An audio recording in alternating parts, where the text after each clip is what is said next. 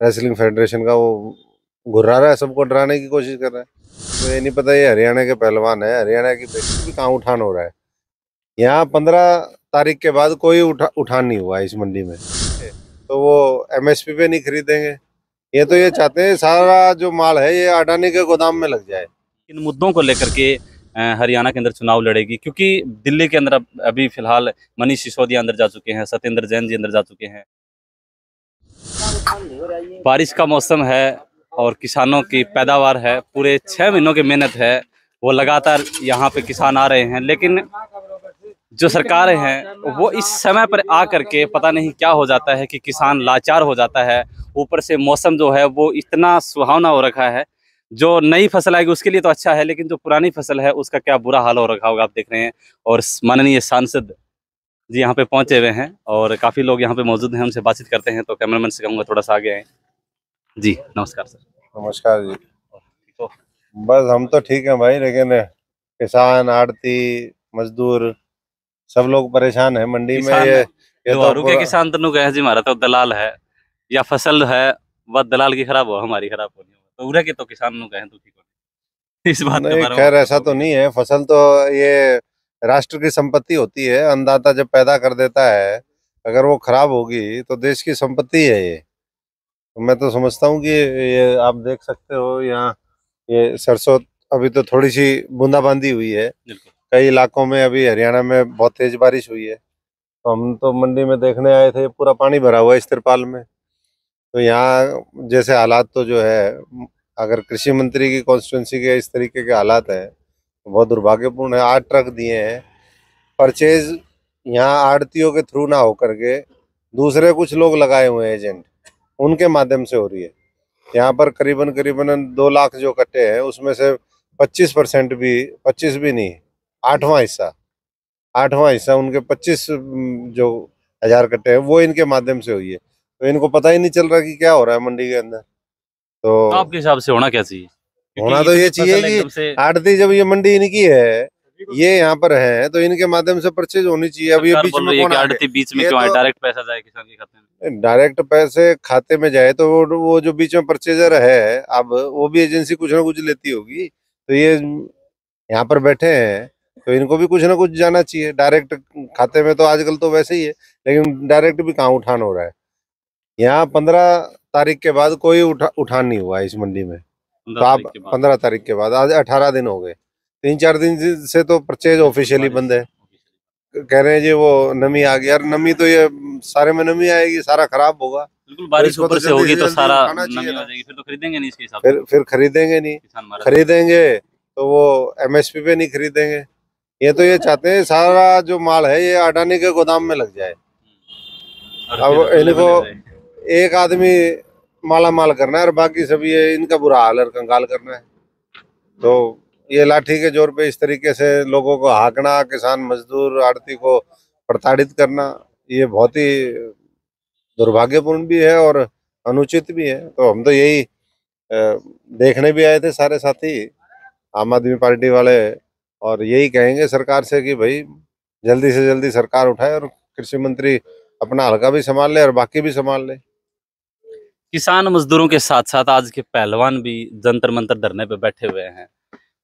Post को जो tag लग चुका है उसके बावजूद भी बताया जा रहा है कि गिरफ्तारी नहीं हुई है।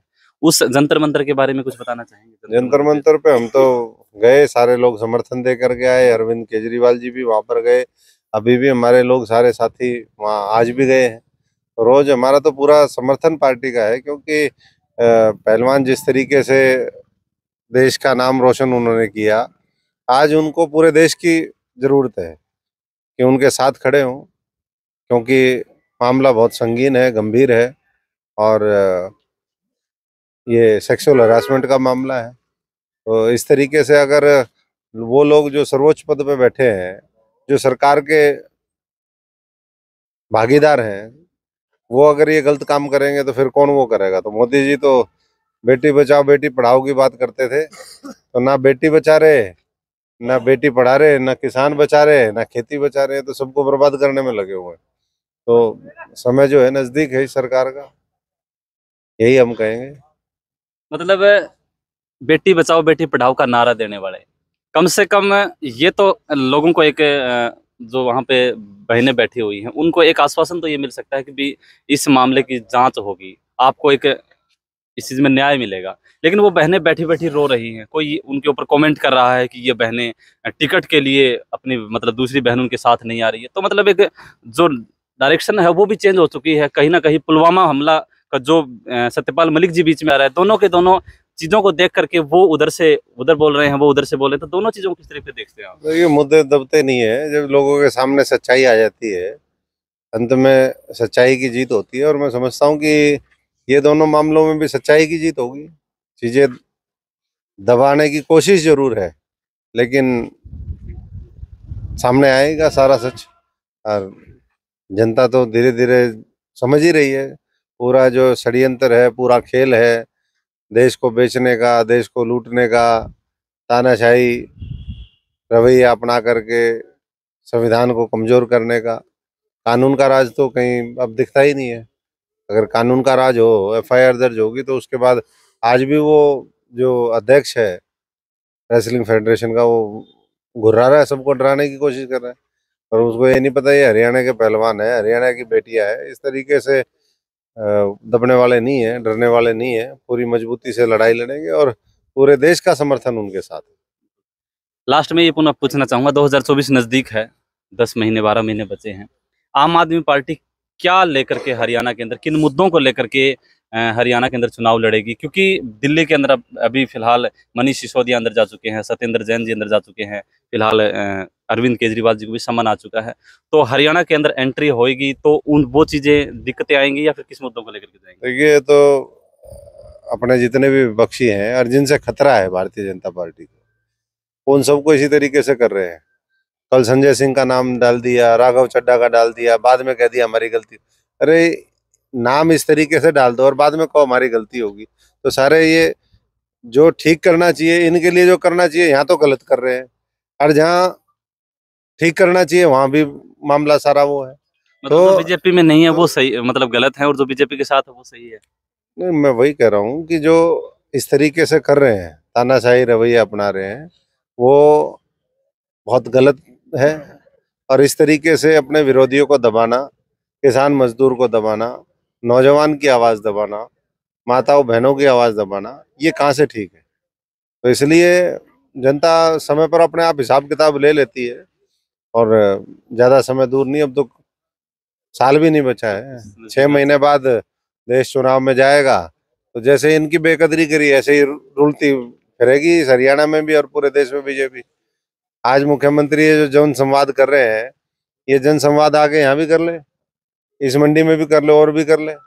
और जहाँ जन संवाद करने जाते हैं, लोग उनसे सवाल पूछने की बात करते हैं, तो वहाँ रोक दिया जाता है। रोक दिया नहीं। हमारे 3 दिन से हमारे 3 साथी हैं, जगबीर जोगना खेड़ा, विशाल, सुमित, उनको तीनों लोगों को कैद कर रखा है।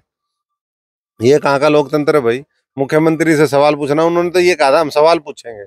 इसी बात पे सरकार डर गई और घबरा गई और उनको 3 दिन के लिए कैद कर दिया। अभी मुख्यमंत्री का प्रोग्राम खत्म हुआ तो उनको छोड़ा है। तो हर जगह इसी तरीके से प्रताड़ना जारी है। और ये मैं समझता हूँ कि बहुत ही इस सरकार के लिए आने वाले समय में बहुत भारी साबित हो। बहुत बहुत धन्यवाद। धन्यवाद। तो ये स्वाम तस्वीरें जो आप देख रहे थे, फिलहाल अशोक तंवर जी यहाँ दिघावा मंडी के अंदर तो फसल लोगों ने यहाँ पे डाल रखी है, उसका एक औचित्य करने के लिए कहना चाहूँगा कि आए हुए थे। लेकिन फिलहाल जो किसान है उनकी भी स्थिति बहुत गंभीर है, और जो पहलवान जंतर मंतर धरने में बैठे हुए हैं उनकी भी हालात मतलब एक प्रकार से सुनाई नहीं दे रही है। लेकिन फिर भी जो धाराएं हैं वो लग चुकी हैं। लेकिन ये तमाम तस्वीरें आप देख रहे थे दिघावा से अशोक तंवर जी के साथ। धन्यवाद। जय हिंद, जय भारत।